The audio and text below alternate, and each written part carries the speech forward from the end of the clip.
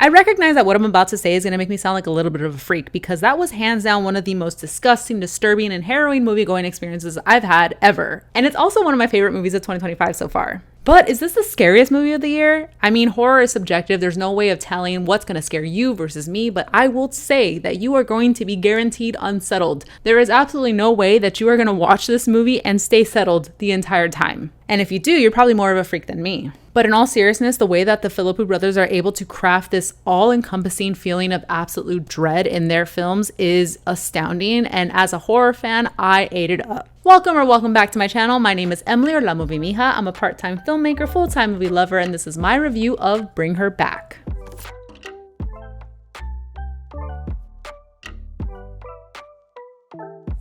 Bring Her Back is a sophomore film for directors Danny and Michael Philippou, and following the success of Talk to Me, I had this film high up on my must-watch list because that movie really subverted a lot of the expectations that I had going in.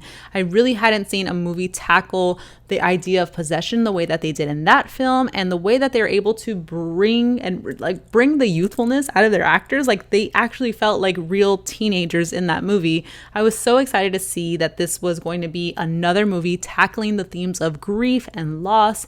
And I also saw that they wrote the script for Talk to Me and Bring Her Back at the same time. And thematically, there is a lot of heavy connections between the two films, but they are also so different. The first part of my video will be spoiler free, but then we'll get into some spoiler discussions, and all of that will be marked in the chapters below. Let's get into it. After the sudden death of their father, siblings Andy and Piper are placed in the care of a new foster mother, Laura. As they settle into her secluded home, they uncover a terrifying ritual that threatens their lives and sanity. The film is directed by Danny Philippou and Michael Philippou, and it stars Sally Hawkins, Jonah Wren Phillips, Billy Barrett, Sora Wong, and Misha Haywood. Everything that I really enjoyed about Talk to Me is present in Bring Her Back, but they are very different films, and I don't think it's necessarily gonna be true that if you liked one that you're gonna like the other. I do appreciate that they're able to branch out a little bit and show us a different side of their filmmaking style, but there are a lot of things like the cinematography, the way that they present the younger characters, their ability to create this really eerie sound design, and their choice of like key songs throughout their movies are all kind of overlapping between the two, but this is a very distinct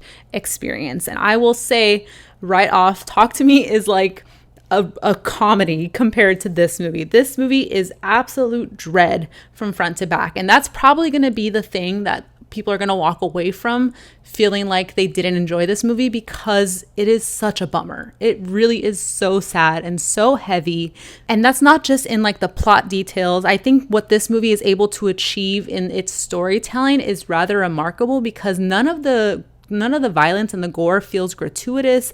The somber attitude of the movie doesn't feel like it's sad for sadness sake. It feels earned and it feels real. And what really grounds us throughout the entire story is the portrayal of the characters. Billy Barrett and Sora Wong play the lead siblings, and they are so believable as siblings. I am a sibling. I have 3 brothers, and I really love strong portrayal of siblings in movies. Like siblings that, you can understand they don't get along, or they have like ways of speaking to each other that are really unique, and they have their own language, and they have a way of communicating that just feels so real and lived in. And I love that they're able to translate that from probably their own relationships, but there is a lot of that I saw in Talk to Me, their previous film, that I really enjoyed as well. Billy Barrett as Andy is fantastic. Sora Wong as Piper, this is her first acting gig, and she was phenomenal. She has such a presence and a believability about her. I really can't wait to see more from her. Horrific things happen to all the characters in this film, but Jonah Wren Phillips as Oliver bears the brunt of most of that horrific violence. And to know that he is so young and to see that he was able to accomplish so much, like, he belongs in the echelon of like top tier child actors in horror movies. This was an incredible performance from him, and what he is able to accomplish as well through the prosthetics and all the other like stunt work that he had to do is commendable. But the pièce de résistance, Sally Hawkins. This was a pure genius casting move to have Sally Hawkins play Laura. She is incredible in this, as she is in everything else. There's this eccentricity and this vulnerability about all of the characters she portrays that just makes you want to trust her. And so being able to see her tap into that trust, and that eccentricity as well, but then there's like a veil of danger and threats that you're not quite sure where it's coming from or how it's going to be resolved, but it's there and it's present, and you can feel it emanating from her character throughout the film. And it is such a wonderful, incredible performance from Sally Hawkins. Like, this needs to be recognized alongside the greats. I'm talking Toni Collette in Hereditary, Lupita Nyong'o in Us, Florence Pugh in Midsommar. Like, this is one of those top tier acting roles of a lifetime. And I love that she definitely came into this movie seeing the elements of it as a drama, focusing on her character, and it completely like lifts this character into real life, and all the characters truly feel so lived in. And lived in is a great way to describe not only the characters but the entire setting and aesthetic of the film, from the wardrobe to the single location that this movie takes place in for most of the time. We're in Laura's home, and it just feels like a real place. There's a palpable like coziness to it. But let's talk about the atmosphere, because that's where everything gets flipped on its head. You have these relatable characters, these vulnerable people that you feel compassion for. You have a setting that feels lived in, but then you have this incredibly dreary, like rainy setting in this house, and the way that the cinematography and the sound design come together to just make you feel like this is not home. You are uneasy and you don't understand why. And I really appreciate the aesthetics that go into creating that feeling of uneasiness and how it drives the mystery of the narrative throughout the film. And the horror comes from so many different places in this movie. I really loved that they were able to tap into so many different elements of everyone's experiences in the film, to be able to tap into some psychological dread, some atmospheric tension, a good mystery at the heart of it, and a significant amount of gore. So in essence, you have kind of a horror buffet, but the way that they're able to thread everything together narratively is just really astounding. All in all, I found this to be a terrific follow-up to the film Talk to Me. The Philippou brothers have once again proven that they belong in these like comedy turned horror aficionados like Jordan Peele and Osgood Perkins. They have a really keen sense about characters, and there's a lot of heart in their movies. So even though there's like these really horrific elements, mind you, a couple of sequences that I completely had to avert my eyes from. I turned my whole body in the theater, but I couldn't escape the horror in front of me because the sound design, it got me. Okay, the sound, the visuals, all of it, big bad. And yet I found the characters and the story to be so tender and loving, but you can definitely feel that this is coming from a real place, and they have a lot of empathy in the way that they present these stories. Before we continue, I just want to take a quick second to thank all the new subscribers who have found my page over the last couple of weeks. Thank you so much for giving my small channel a chance. I am just an independent filmmaker, producer. I, don't do this full time, but one day I might like to. And I just really have a passion for cinema and the art of filmmaking. It's such a communal art form, and I just love the idea of building more community of movie lovers, people who are passionate about film, and I'm so grateful that I just have a space to be able to talk movies with you. So thank you for joining me on my YouTube journey. I really appreciate it. And if there's ever a movie you'd like me to review, let me know in the comments below, and you can follow me at Movie Mija on all the things, including Letterboxd. All right, back to the review. Okay, let's dive into some of these spoiler bits for this movie, because that was a ride. That was a mystery. I went into this movie not really knowing that this was even going to be a movie about like resuscitating somebody. I thought somebody was going to get abducted. So that's my bad. I thought Bring Her Back was alluding to someone like getting kidnapped into like an occult and then having to get her back. So joke's on me. But the Bring Her Back turns out to be her being Laura's daughter, who has a lot of similarities with Piper, namely their age, and they both are visually impaired. Similar to Talk to Me, Bring Her Back also deals with grief, but they deal with grief at different stages. There's the 5 stages of grief that I remember from my lesson way back in 6th grade when we first read Bridge to Terabithia, and those are denial, anger, bargaining, depression, and acceptance. And I think Talk to Me is dealing more with the denial and the anger part of grief, whereas this film is dealing more with the bargaining and the depression, because the idea of trying to commit to a ritual that's going to take a lot out of you and take a lot of others, and being able to justify the decision that these children's lives are less important than the child you want to bring back is so disturbing. So in the beginning of the film, we start with the occult video, and I love this idea that it's felt very creepypasta. We never get answers about the occult video.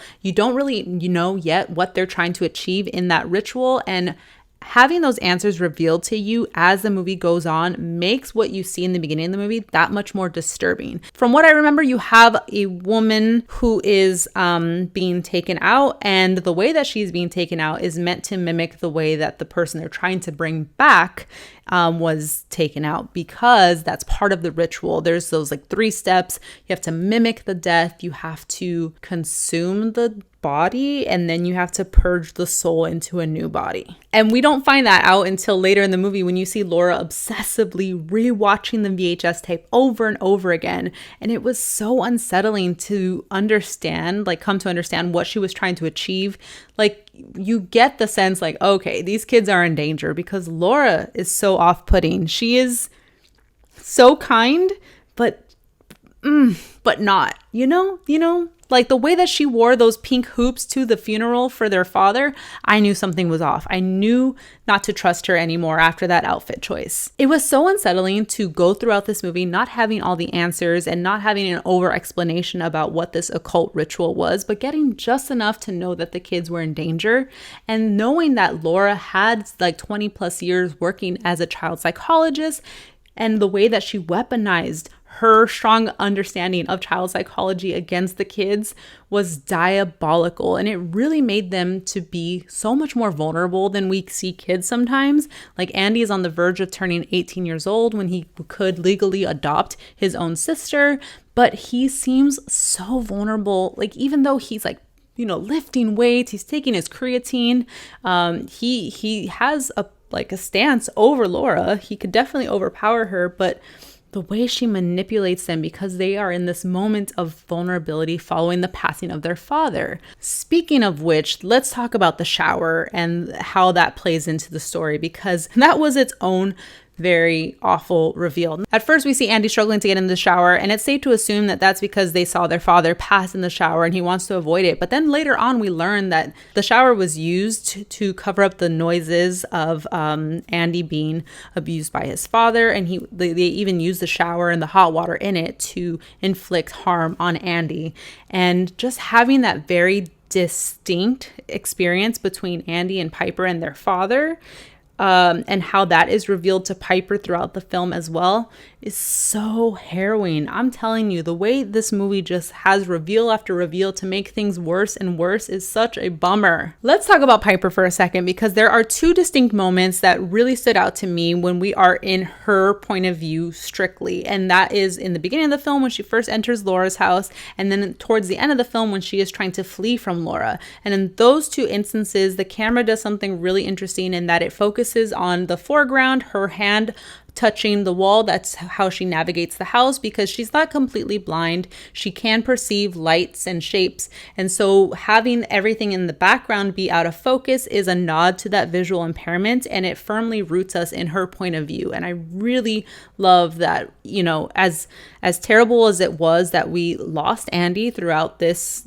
experience, that we get that call back to the beginning of the film with Piper trying to navigate the house, but this time trying to escape for her life. I know I'm all over the place with this spoiler section, but bear with me because I'm just simply excited. Then we have the character of Oliver, who's also Connor Bird, and the stunts, the prosthetics, the way that they were able to execute the flossing scene, I've seen it called online, pure nightmare fuel. Like the intrusive thoughts of like, oh, it's always a blade in a tiny space that gets me. It's like when there's a razor in between like your fingers and or like a slicing of the ankle. It's always those little cuts, but in this case it's not a little cut. That is a full-on butcher's knife in that kid's mouth.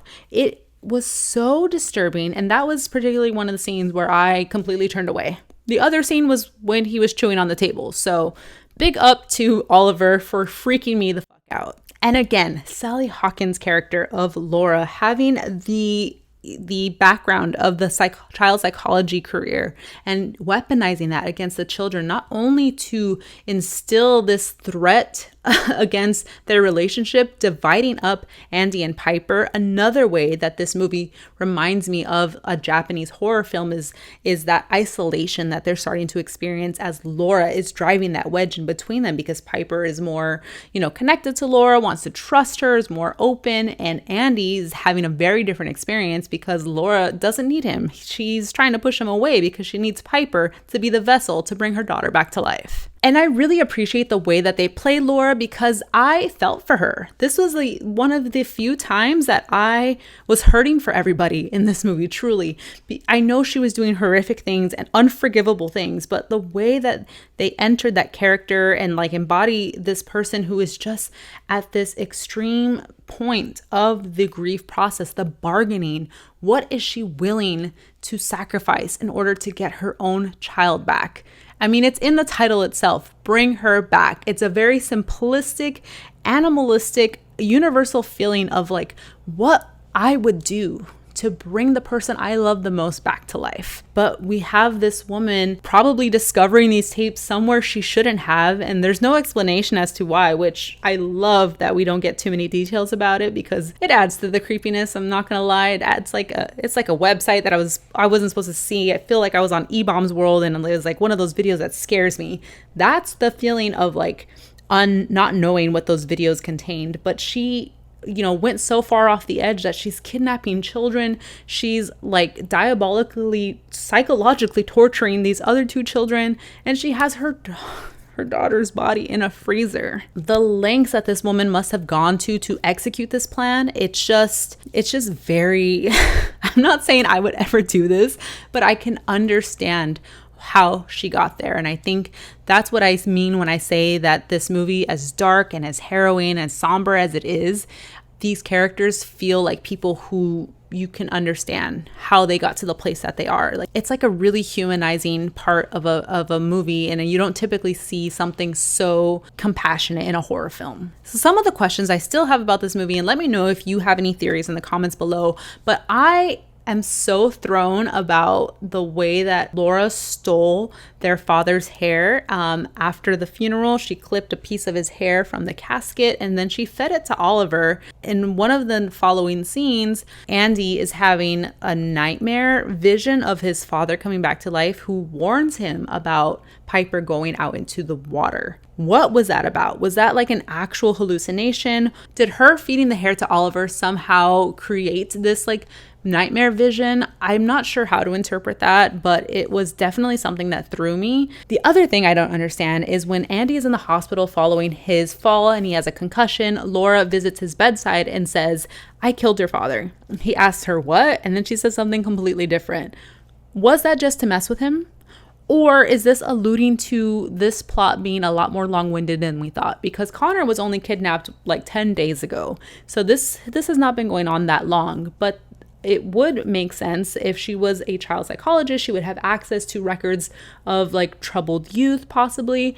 And Andy, being somebody who hit his sister when he was younger, might have that record that he talks about, and she would have access to that record. And so she would know about the sister being visually impaired, which is something that she wants because she wants to bring her daughter back to life.